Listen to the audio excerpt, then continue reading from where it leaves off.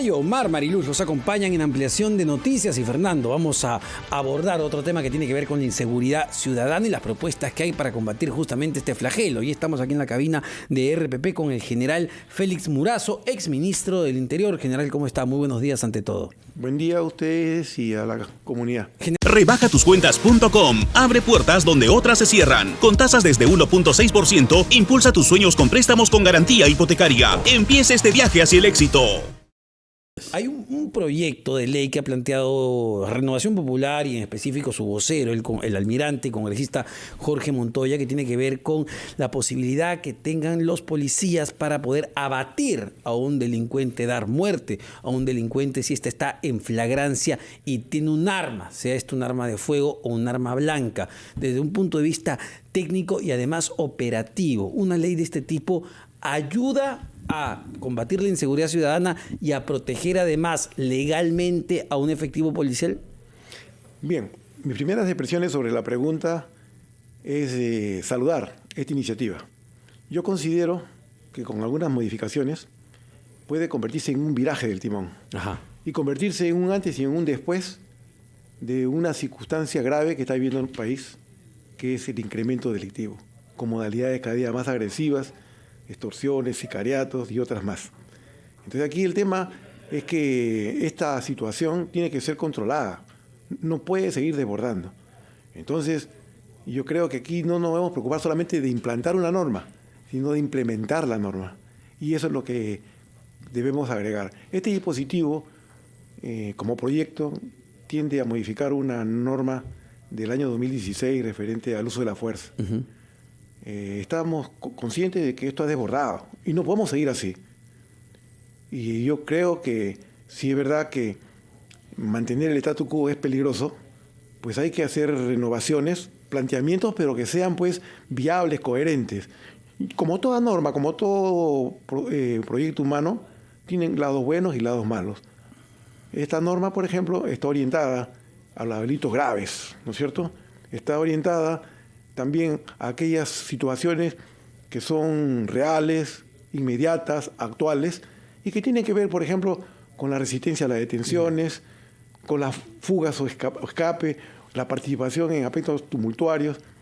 Y lo que me llama la atención es que esta norma, que ha utilizado letras mayúsculas en el proyecto para hablar de lo que acabo de decir, sí, aplica letras minúsculas para hablar justamente del abatimiento. Me da la impresión como que son esos contratos con las letras chiquitas, ¿no?, que no debería ser así, porque yo creo que deberíamos encontrar una expresión diferente, porque se comprende, el congresista que lo ha presentado tiene un perfil militar, ¿no es cierto? Y entonces ellos se envuelven dentro de un escenario de ese tipo. Uh-huh. Abatir es una suerte de una palabra que da la impresión como que es una licencia para matar, y no estamos en ese caso. Se trata de evaluar de manera técnico-profesional, socialmente, una realidad que es grave, ¿no?, que es creciente y crónica.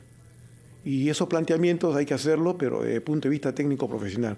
Señor Murazo, usted ha sido comandante general de la Policía Nacional, ha sido ministro del Interior, y nos acaba de decir que esta propuesta legislativa puede cambiar los términos de la lucha contra la inseguridad y la delincuencia si es que se introducen algunas modificaciones. ¿Cuáles son esas modificaciones que usted pretende, usted cree que deben ser introducidas para que esta iniciativa de ley sea eficaz? Bueno, primero la palabra abatir es una palabra que hay que revertir. Yo quiero decirle que a mí me ha sorprendido como abogado que en la exposición de motivos se considere una institución de preparación profesional como es la ciencia criminológica, porque hablan de la teoría del riesgo de la criminalidad, que no suele utilizarse y que generalmente requiere una especie de académica de mostrarle a la comunidad en qué consiste ello. Uh-huh. Y es muy importante, porque este es una fórmula criminológica que Criminólogo Asociado de Perú lo preconiza y que consiste en que tiene el fundamento de 3 principios. Esta teoría tiene el principio primero, el principio del riesgo. Y está además destacar de que estamos viviendo un riesgo extremo, con modalidades cada día más graves, con la conducta del delincuente y por la forma como se enfrenta. Por lo tanto, el principio del riesgo se cumple. El otro principio es la necesidad, el principio de la necesidad. ¿Y cómo no va a ser una necesidad que el Estado salga en defensa de la sociedad, ¿no? Y asuma el rol que le corresponde? No podemos quedar en la indefensión. Y sobre todo quienes se encargarían de defender, que son los policías. Y el otro es del principio de respuesta. Y el principio de respuesta tiene que ver mucho con el principio de autoridad, que está mellado, obviamente, ¿no?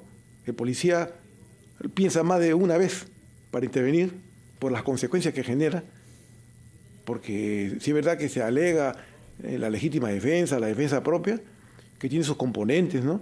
Como la agresión ilegítima, la falta de provocación suficiente y la necesidad de responder, y una que dice que debe ser objetiva, pero en la interpretación de la objetividad justamente se presenta el problema. Porque hay algunos que dicen, no es necesario esta ley porque ya está dada, pero no, en los hechos esa necesidad se mantiene vigente. ¿Por qué? Porque se entra una subjetividad, hasta el extremo que el enfoque policial, el enfoque fiscal y el enfoque judicial colisionan. Y finalmente, ¿en qué termina? En que el policía se ve procesado y, como hay casos, hasta preso. Claro, porque entendíamos, y usted lo acaba de mencionar, general, que existía una ley que protegía justamente a los efectivos policiales de ser llevados a prisiones preventivas si utilizan su arma de reglamento en legítima defensa y justamente en una situación de este tipo. Sí, justamente, pero vemos en los hechos que eso no sucede. No da resultado. Y la situación sigue agravándose. Y no podemos seguir con los brazos cruzados, ¿no? Es por eso que yo considero que hay algunos aspectos de las normas del proyecto que son muy rescatables, pero hay otros que hay que hacerle una especie de replanteamiento, ¿no? Porque ahora, aquí estamos hablando discúlpeme, de que cuando hablamos del riesgo estamos hablando de 3 elementos, ¿no? El primer elemento es que estamos hablando de un caso excepcional. El segundo elemento es cuando hay una excepcional necesidad. Y por último, cuando los mecanismos que se han utilizado, que son menos graves, han resultado pues inadecuados, inapropiados, insuficientes. De acuerdo. Ahora, usted nos hace saber que esa norma tiende a resolver un problema que se plantea en casos extremos, en casos de riesgo inminente, ¿no? De que un policía pueda ser naturalmente victimado por un delincuente o ser testigo de que victimen a civiles. Pero usted tiene publicaciones, por otra parte, financiadas por la Fundación Alemana Konrad Adenauer, sobre una visión global de la lucha contra la delincuencia, en la que enfatiza en 2 temas que yo quisiera que nos diga cómo los encuentra. Uno es el insuficiente uso de la tecnología en nuestro país, a diferencia de otros países que usted conoce, que ha visitado, nos saca mucho más provecho de recursos tecnológicos con lo que se puede contar hoy. Y el otro tema es el de la formación de los policías. Acá tenemos también algunos correctivos que hacer. No todo es enfrentarse a balazos con la delincuencia. Hay una labor estructural, hay una labor preventiva y una labor de inteligencia. Entonces yo quisiera que nos hable, por favor, de lo que hay que hacer en esos campos para tener una policía más eficaz.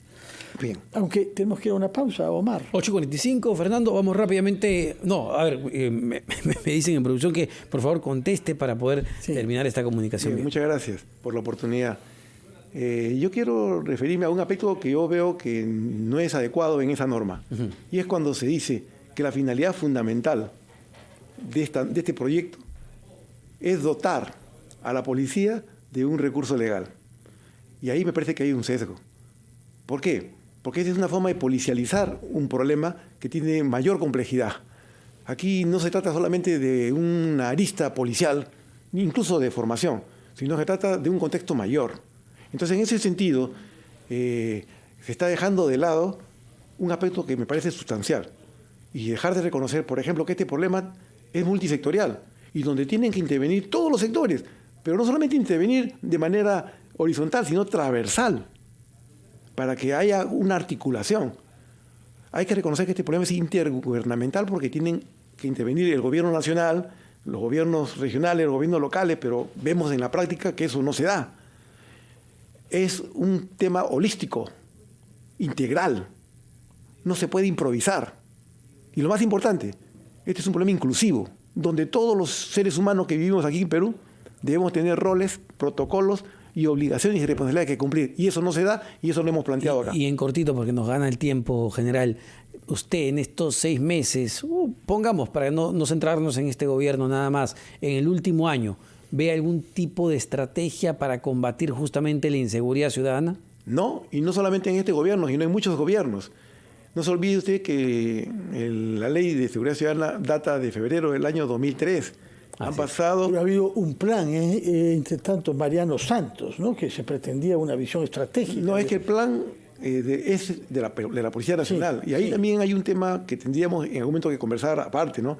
Porque aquí el binomio de la seguridad ciudadana es una institución jurídica nueva, incorporada a la Constitución, pero se lo digo como abogado, cuando he auscultado la exposición de motivos, si vale el término, es un arroz con mango.